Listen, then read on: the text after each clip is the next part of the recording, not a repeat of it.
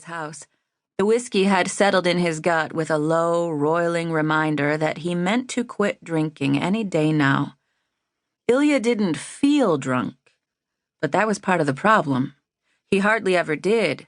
Not until he got out of the car and the ground tilted under his feet so that he had to grab the door to keep from tripping.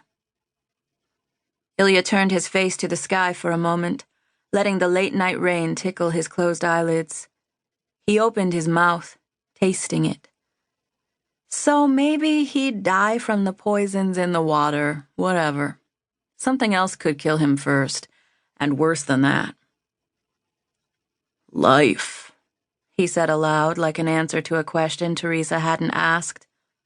Life's what kills us. Oh my God. She sighed, and he looked at her. She'd gotten out of the car and was leaning on the roof.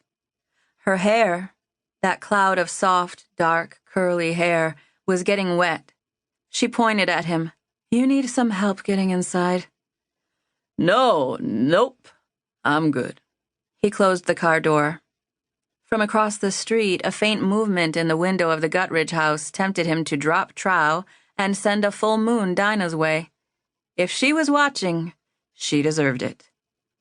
Teresa came around the car and took him by the elbow. Come on. Sure. Let's go prove to my mother what a disappointment I am, okay? He didn't try to fight off her grip, even when she steered him around the small lip on the front walk that would surely have reached out to trip him if he'd been trying to walk on his own. Again, Teresa agreed. Ilya stopped and turned to look at her. I was being sarcastic. Self-defecating. Oh, that's exactly what you are. Teresa's brows rose, and she shook her head as she tugged his arm. All over the place. Come on, inside. It's wet and chilly out here. In front of them, the house with its dark windows was an unneeded and despised reminder that nobody was waiting up for him. She didn't even leave the lights on for me.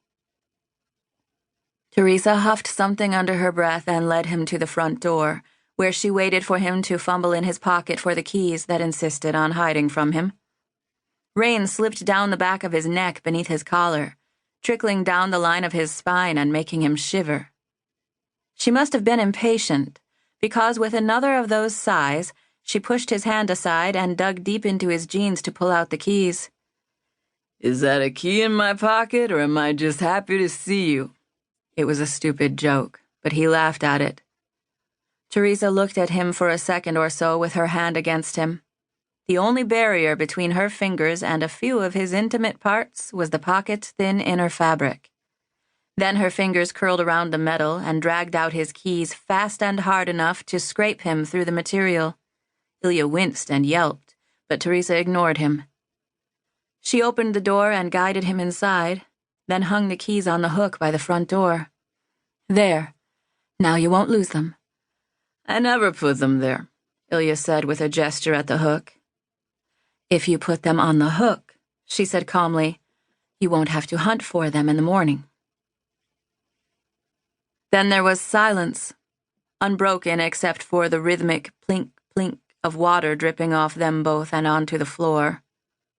A little unsteadily, Ilya reached for the newel post and found her shoulder instead.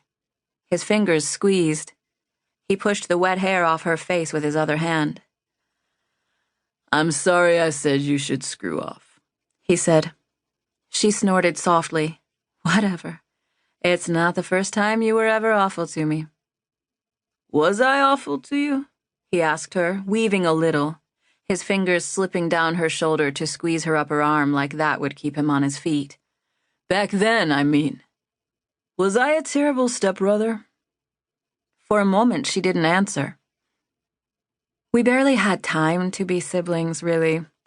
You weren't great, but you could have been worse. You grew up, he said. Teresa smiled, finally. And he hadn't realized until that moment how hard he'd been trying to get one of those out of her. You're drunk. Let's get you some water and then to bed. It's been a little while since a lady said that to me. Ilya wove a little bit, squinting to focus on her face.